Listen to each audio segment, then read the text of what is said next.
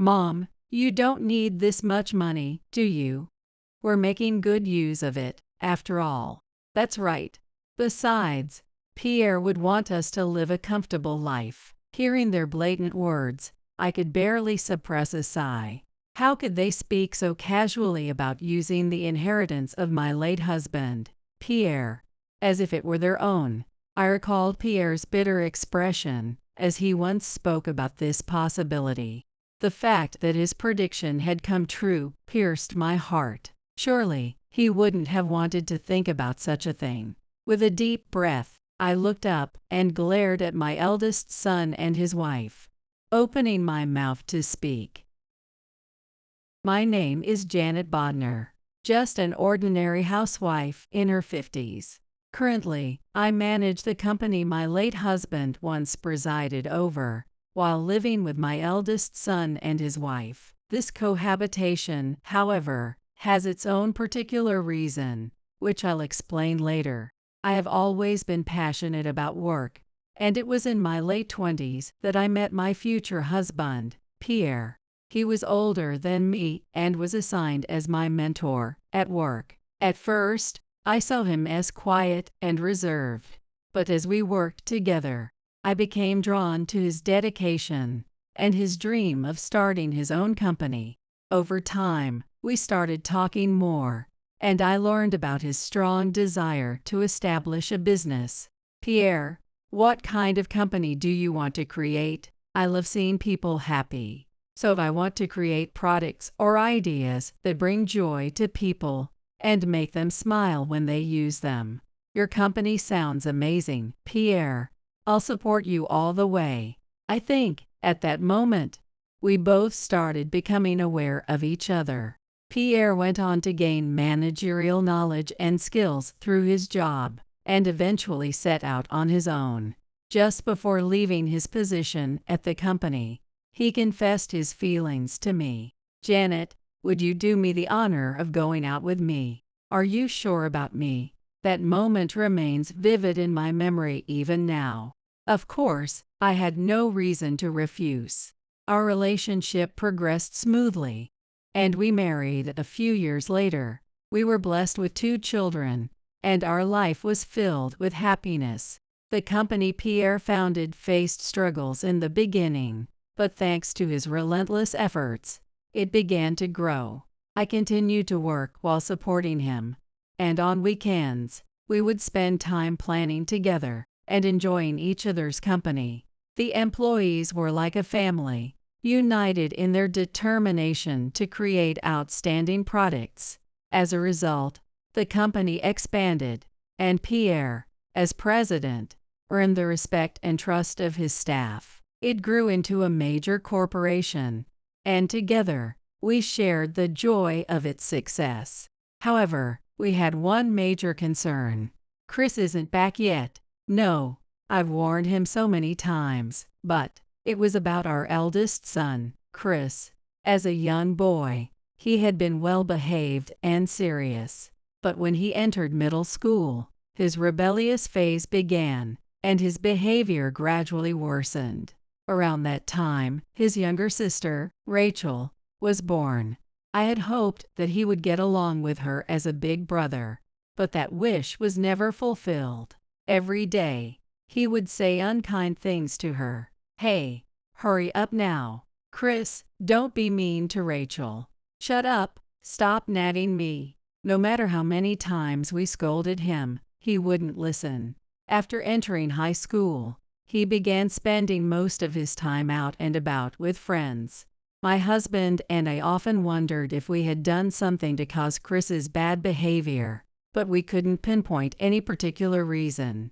We tried creating opportunities for family conversations, but Chris rarely joined us, and even when we managed to gather, he avoided us altogether. After many struggles with raising him, he finally completed his job search and announced that he wanted to live on his own. Given the circumstances, we were willing to consider his living independently if his workplace was far away, but his job was relatively close to home. When we asked for details about his job, he was vague, only providing basic information about the location. I have something I want to do. That's why I need to live on my own. Chris, living alone isn't easy. You've never done any housework before. I told you I'll be fine.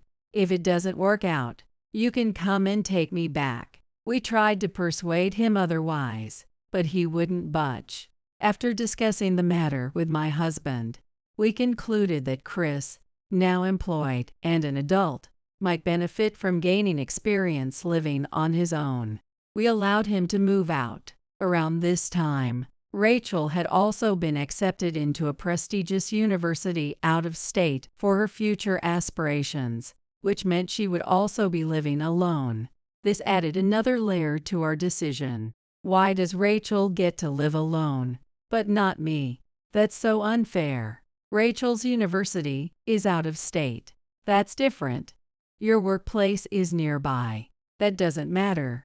Upset that Rachel was allowed to live alone while he was initially denied, Chris left home in what felt like a near fight. Of course, we provided Rachel with financial support while she was in school, so we reluctantly agreed to send Chris the money as well. We also made sure to check in on his work and living situation, but he always assured us he was fine and everything seemed to be going well. A few years later, we received surprising news from Chris. I'm getting married, he said. What? The announcement came out of the blue, leaving my husband and me in shock. We hadn't heard much about Chris's personal life, so I felt a mix of surprise and happiness. Despite my worries about him, it seemed he had been managing well on his own. I'm coming home soon to introduce her to you. Really? All right, we'll be waiting. It was the first phone call we had received from him in ages.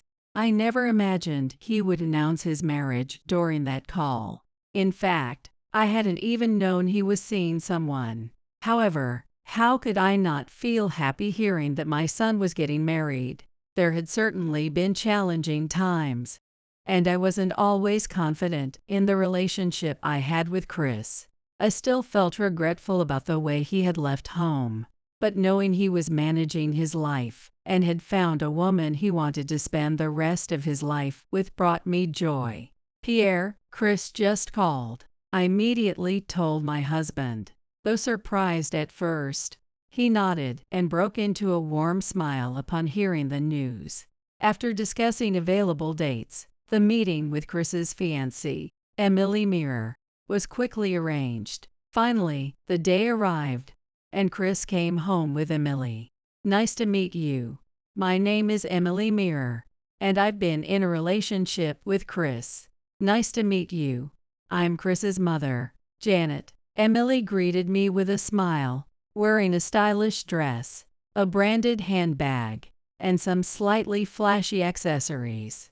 She seemed like the type of woman Chris would like, I thought, as we exchanged greetings. She was cheerful and lively, and I couldn't help but think she was a lovely person as I welcomed her into the living room. How did you two meet? She is a colleague of mine. We started working together when she joined the company, and before I knew it, I was drawn to her. He made so many efforts to approach me. Before I knew it, I couldn't stop thinking about him either. I see. The two of them fondly recounted how they met and talked about their workplace. But Janet, you and your family seem a bit plain compared to Chris. I saw a photo of Rachel too. Her occasional sharp remarks during the conversation made me feel uneasy. Oh well, even if we do get married, I don't think we'll be interacting much anyway, so it doesn't really matter. She laughed vaguely, and I furrowed my brow. Although the introduction ended quickly, I was left with a lingering sense of distrust toward her. At that time, they had already been dating for several years, and the two soon registered their marriage and held a wedding. However, after the wedding, Emily only attended a few family gatherings and rarely visited our home. Whenever I tried to reach out, she would just say they were busy and didn't make much of an effort to engage with us. I had sensed this would happen since the introduction, so I didn't press the matter. That was a few years ago. Then, another turning point came several years later. My husband fell ill. The disease progressed rapidly, and the once active president of his company quickly became bedridden. At first, he tried to maintain a strong front, but seeing him weaken day by day was undeniably painful for me. However, his company employees and relatives came to visit, even traveling from afar to check on him. Their support helped sustain me emotionally. It reminded me of how wonderful it was to have reliable family members. I'm so sorry. I should still be actively working, but now I'm like this. What are you saying? You've worked so hard, and there's no doubt about that. Your company employees think highly of you and are doing their best every day. You should focus on your treatment. You're right. However, the illness progressed far more rapidly than we had imagined. I'm sorry to say this, but a full recovery is impossible. He has at most 1 year left. That can't be. Though my husband seemed lively in his bed, he was given a grim prognosis. Upon hearing the news, he simply smiled softly and said, "I see." I was devastated, but my husband told me not to worry. That only made my sadness grow. "Dad, how are you feeling?" Our daughter, Rachel, had graduated from college, found a job, and was now married to a wonderful husband. Her husband, Jason, was gentle, kind, and always thoughtful toward us. Even though they lived some distance away, they visited us weekly to check on my husband. Not only did they care for him, but they also worried about me, which left me deeply grateful. I felt proud to have raised such a wonderful daughter. "I'm doing fine. You don't need to come every week. You know, Jason must have work to do. Please don't worry about that. Pierre has done so much for me, especially during the wedding. I see this as a chance to give back. The fact that Rachel married someone as wonderful as you is already more than enough." My husband eagerly looked forward to their weekly visits, though he told them not to bother. It was clear that their presence gave him strength. While I was grateful, I couldn't help but harbor a lingering dissatisfaction. It was, of course, about our eldest son and his wife. I had informed them of my husband's illness and his prognosis. Unlike Rachel and Jason, who lived farther away, Chris and Emily lived near us. And yet, they had not visited even once to see him. This weighed heavily on my heart. I had sent several emails about it, only to be told, "We're too busy. Your father is sick. Surely, you can spare a little time to visit him." That unfulfilled wish faded into silence. Time passed, and Chris and Emily still didn't visit. As time went on, my husband grew weaker. Then one day, Chris and Emily finally came to visit. "Dad, how are you feeling?" "Chris, couldn't you have come earlier?" "Come on, we were busy." With no hint of remorse, Chris and Emily smiled vaguely. But from that point on, they started visiting more frequently, even when I was managing my husband's company and couldn't be at the hospital. Chris and Emily were apparently spending time there. "Mom, Chris is asking Dad for money." "What? What do you mean?" I learned the true reason behind Chris and Emily's recent visits through Rachel. Apparently, she had run into them at the hospital and witnessed Chris asking my husband for money. When I confronted my husband about it, he admitted to knowing but had deliberately kept it from me. He hadn't mentioned anything to me before, and hearing about it now left me both shocked and confused. Dad made me promise not to. I did ask Chris about it, but he just said, "Dad's okay with it." When I asked Dad if you knew, he said he had his reasons and asked me to keep quiet. I see. I know Dad always has his reasons, but he has a habit of handling everything on his own. He's strict sometimes, but he cares so much about the family. I wish he'd let himself feel cared for too. Rachel sighed and gave a small smile. And Chris, he's unbelievable.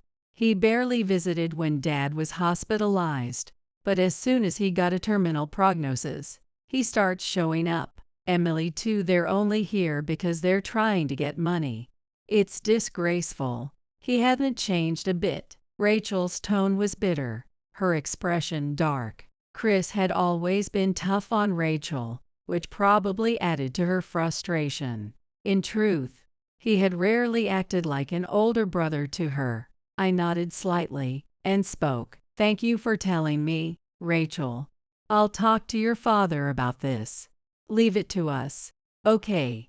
But if you need any help, please don't hesitate to ask. Thank you, Rachel. That evening, I spoke with my husband. I asked him directly if it was true that Chris had been asking him for money. He smiled and shrugged lightly. Guess I've been found out. Rachel's too kind for her own good. Looking out the window, he seemed distant, as if lost in thought. Then he turned to me and said, Janet, I need to ask something of you. His words startled me, but I quickly nodded, determined to listen. In that moment, I realized that this was no longer just a matter of family ties. Though it pained me, I knew we couldn't continue enabling Chris.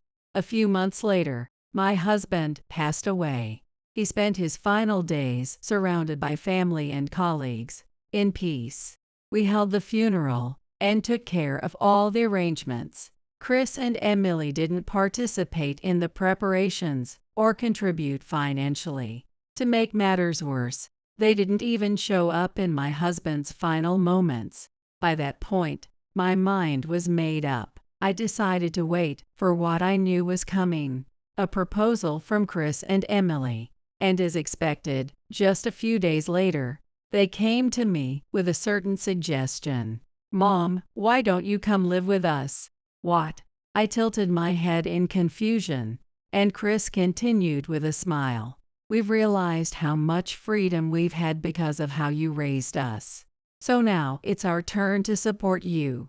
You must be struggling with Dad gone, right? His words made anger bubble inside me, but I managed to suppress it. These were the same people who hadn't contributed a cent to the funeral, and whose first concern after my husband's death was the inheritance. It was obvious their true interest lay in the house and assets I currently owned, exactly as my husband had predicted. Chris, Janet, if you don't mind, I'd really love for us to live together. I want to build a stronger relationship with you. Emily's insincere words almost made me shout, but I kept my composure and agreed to their suggestion. And so we began living together. Months passed. Almost immediately after moving in, Chris and Emily started living a lazy, self-indulgent life. I handled most of the household chores, and any time I asked for help, they came up with excuses. Though I grew increasingly frustrated during that short time, I maintained my composure, honoring the promise I made to my husband. I waited patiently for Chris and Emily to act, just as my husband had predicted. Finally, the moment arrived. Mom, this is sudden, but we're going on a trip next week. A trip, yay, with the money Dad left us before he passed. We've already planned everything. We'll be gone for a while, so take care of the house, okay? It was exactly as my husband had said. I almost laughed at how absurd it was. Money Pierre left behind. There was no such fund.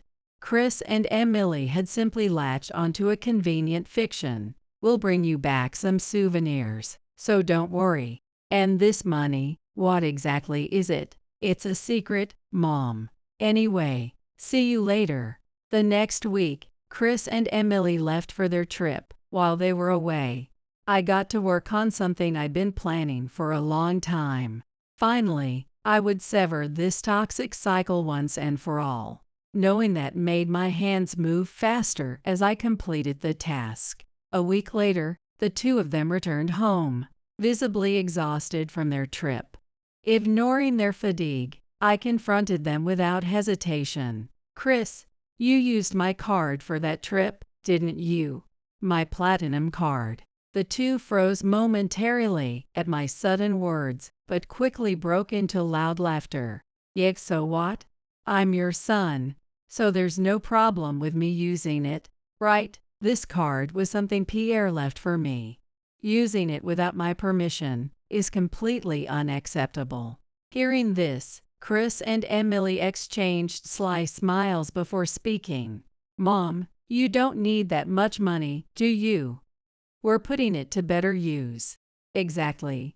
And Pierre would be happier knowing we're living fulfilling lives thanks to it. Their brazen remarks made me want to sigh deeply. Chris hadn't changed at all. No matter how much I tried to talk sense into him or convey his father's kindness, it never got through.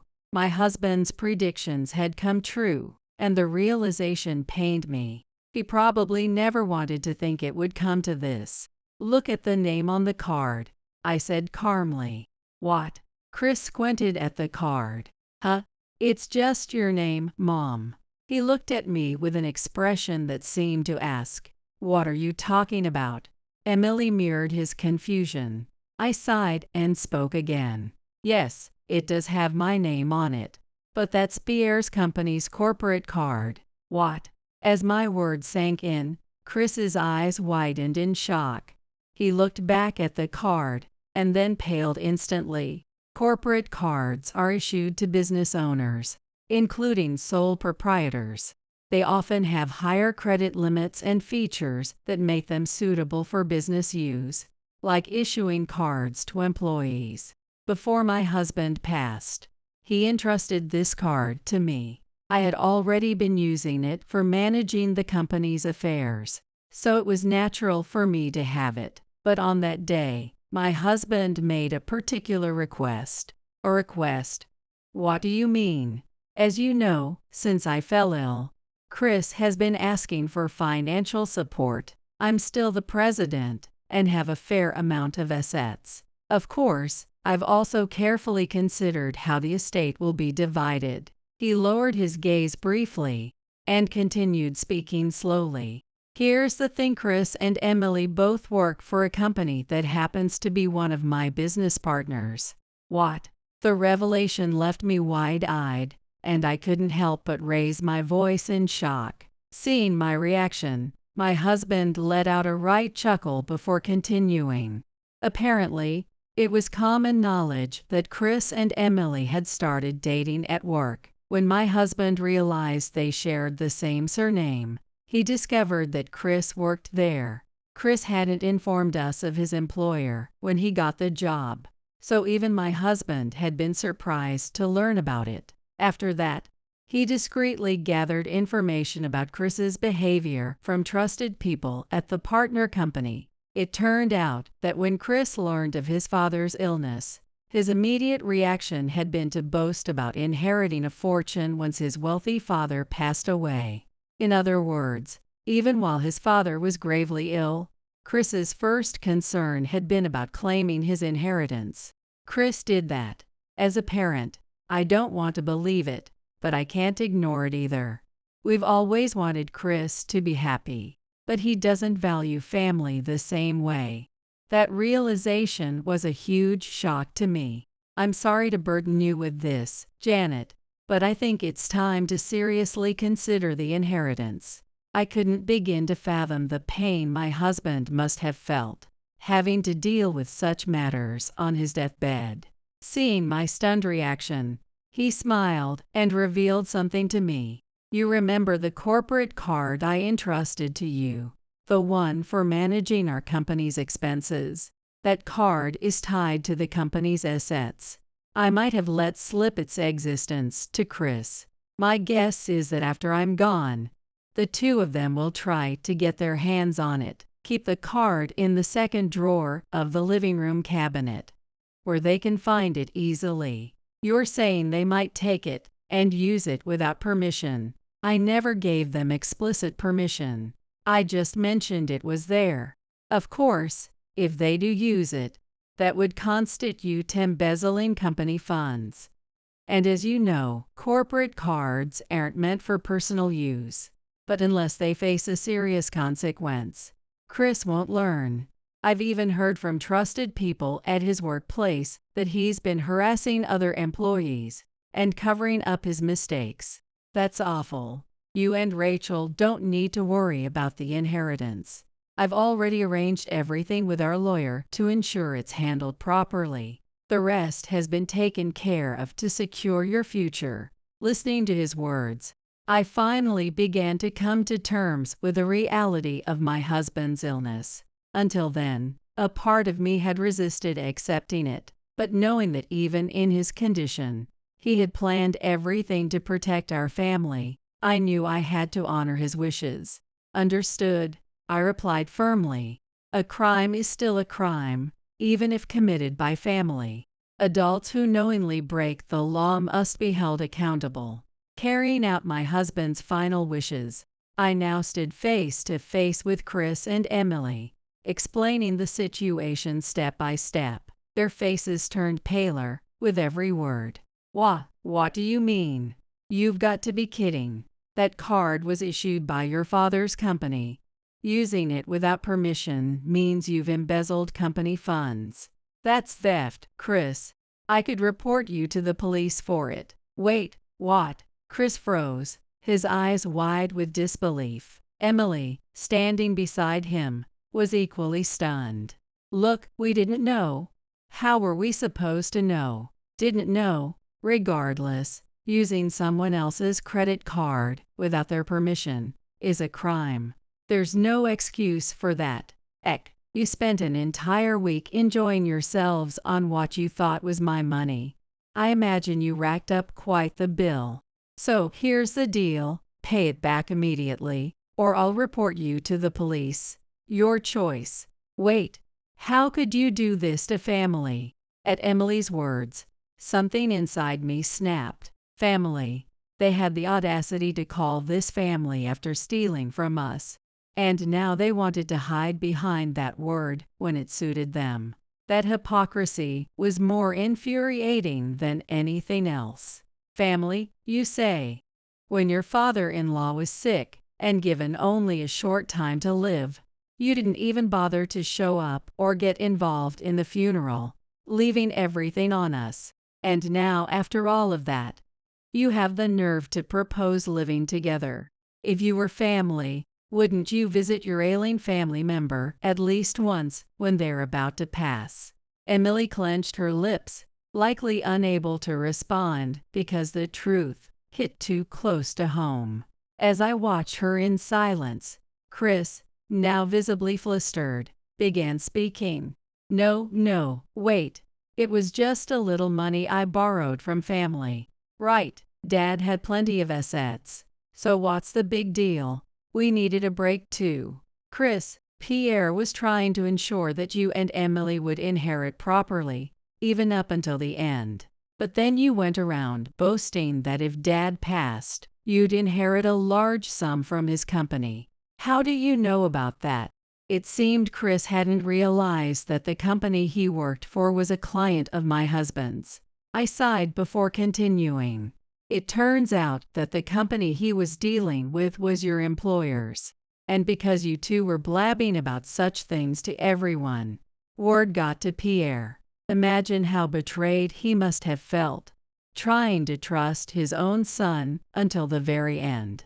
I didn't know. There were no more excuses to offer. I looked at them both directly and, staring them down, I spoke firmly. I won't be living together with you. Now that I know the truth, I'm cutting ties with you as family. Also, regarding the matter of the credit card, I've already consulted a lawyer. I suggest you pack up and leave by the end of the week. The two of them turned pale, visibly panicked. They approached me, seemingly desperate. Wait, please don't do that. We'll pay you back. Think about how this will affect our jobs if this gets out. I don't care about that. You knew exactly what you were doing when you used a card, didn't you? You took a risk from the start. Anyone, even a child, would know that using someone else's credit card without permission is wrong. Seeing them speechless, I could tell they had no remorse. Their words were all self-serving, and it was clear they were only concerned with their own skin. I'd had enough of their hollow apologies. I told Emily, who had started crying, and Chris, who hung his head in defeat, that they had to leave within the week. They tried to argue, but once they realized I wouldn't budge, they snapped, grumbling as they left. Afterward, I informed the relevant relatives. The relatives, who had known that Chris and Emily hadn't been involved in the funeral, understood the situation and promised to refuse any help if they came asking. "Mom, are you okay?" "Yes, I'm fine.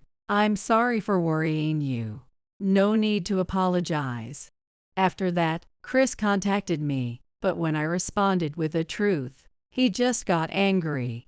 He really doesn't seem to have any remorse, does he? Later, I received an update from Rachel, and I shared the recent developments with her. Thanks to the lawyer my husband had arranged, the amount used by Chris was going to be returned along with compensation. Even though they were family, there's a line between what's acceptable and what's not. They kept trying to push their way, but I wasn't about to back down. Now I imagine they're struggling to pay back all the money they spent. In the end, it seems they reached out to various relatives asking for help, but no one offered any. It's a tough situation for them, but it's entirely their own doing. I learned from someone at my husband's client company about Chris's actions. After all, it was revealed that he had used company funds for personal purchases and engaged in harassment toward employees, leading to his demotion. However, both he and Emily, with their high pride, couldn't tolerate the gossip and decided to resign voluntarily. The industry he worked in is specialized, but my husband's company had extensive connections, and word of what happened spread widely, making it difficult for him to find another job in the same field. They continued to contact me regularly, but following Rachel's advice, I blocked their calls. I never imagined I would sever ties with family, but the reality of what had happened with my own child left me with a pang of regret. Finally, everything seemed to be over, but I couldn't shake the feeling that something was missing deep inside. It's fine being alone in the house my husband left me, but I couldn't deny that this situation had left a significant emotional toll on me, and I sighed deeply. A few days later, I received a phone call. "Mom, are you okay?" "Yes, I'm fine. What's wrong?" Ever since then, my daughter and her husband had been reaching out more often. On this day, Rachel made a suggestion. "Well, there's been a transfer at Jason's company, and it just happens to be near your house." "What? Really?" "Yeah, so if you're okay with it, Mom, would you want to live with us?" Her proposal caught me off guard. Of course, I was overjoyed. The fact that my daughter and her husband, who had been so considerate of us, were moving closer was already such wonderful news. "I'm happy, but I don't want to intrude on your time together. I'm glad you're moving nearby, though. Jason talked it over with me, and he's really hoping we can live with you. After everything that happened, and with Dad gone, I think having someone around for a while will help distract you. But living together could create more discomfort than I imagined." I couldn't help but think that gentle Jason might feel awkward about it, trying to be considerate of me. As I hesitated, I heard Jason's voice on the other end of the line. "Hi, Janet." "Hi, Jason. Thank you again for everything the other day." "No, it's no problem, actually. I'd really like to live with you too, Janet. If you're concerned about me, please don't worry. I'm just really grateful to both of you." Jason's words made my heart warm, and I realized I had tears in my eyes. When a sob escaped me, I heard panicked voices from the other end of the phone. "Wait, are you crying, Mom?" I'm sorry, I shouldn't have said that. Seeing how frantic they both were made me laugh despite myself. Just having people around who cared for me like this was so healing. And I truly felt that from the bottom of my heart. Are you sure? I'm not bothering you. Of course not. I want to live with you, Mom. I do too. Thank you. Well, I guess I'll say yes. Work, marriage, parenting. There have been many challenges. Of course, things didn't always go smoothly. And perhaps there were mistakes in how we raised Chris. But now, with my husband, my well-raised daughter, and my new family who cares about me, along with the employees who supported my husband, I realize I'm standing here today because of all the people who have been there for me. Going forward, I will cherish those around me and live to the fullest, hoping to give back in return.